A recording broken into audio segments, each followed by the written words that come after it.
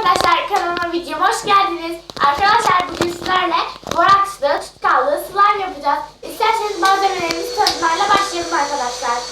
Arkadaşlar bu boraksımız, bu tutkalımız, renkli tutkal, bu şampuanımız, bu borakslı su, bu da kabımız.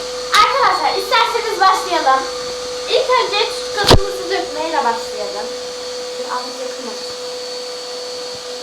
Arkadaşlar açayım kapağını. Döküyorum arkadaşlar.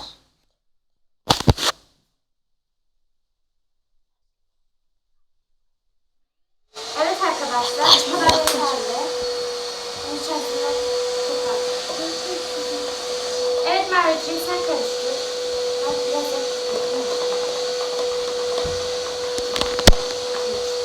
Fazla iki ben bakın.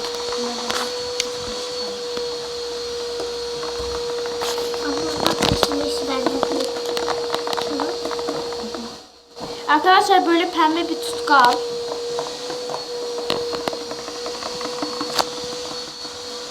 Evet arkadaşlar bu iyice köpürdü. Şimdi Arkadaşlar şarjımız az. hemen hızlı olalım. Arkadaşlar şampuanımızı döktüm. Karıştır Merve.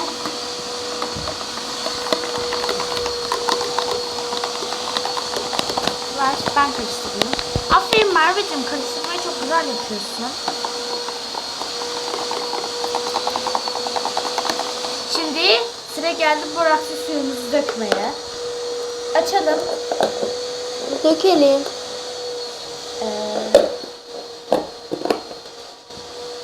Arkadaşlar az dökmemiz gerek. Yoksa çok katı oluyor. Evet, karıştırıyorum. Arkadaşlar toplandı. Bana göster. İşte bak.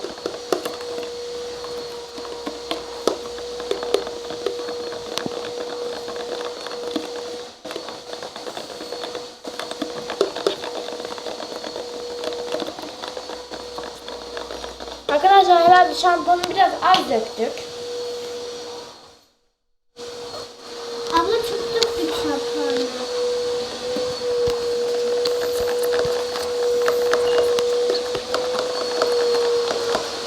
Şimdi suyumuzu dökelim.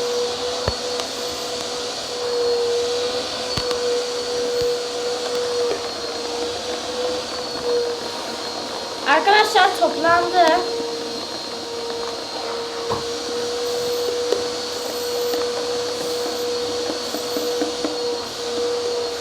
Şuraya dökelim suyu. Arkadaşlar kusura bakmayın. Annesi getiriyor da.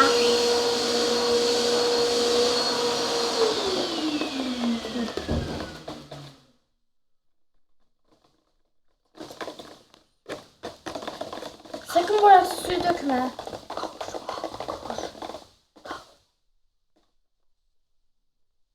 Arkadaşlar gördüğünüz gibi oldu slime'ımız.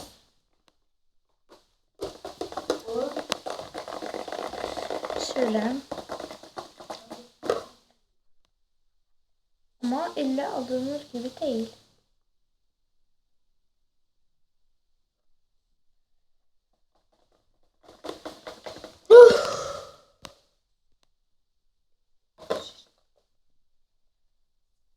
Böyle arkadaşlar.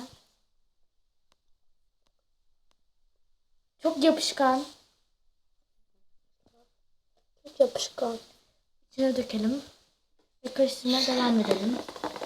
Hemen toplansın ve elimize alalım. Oldu.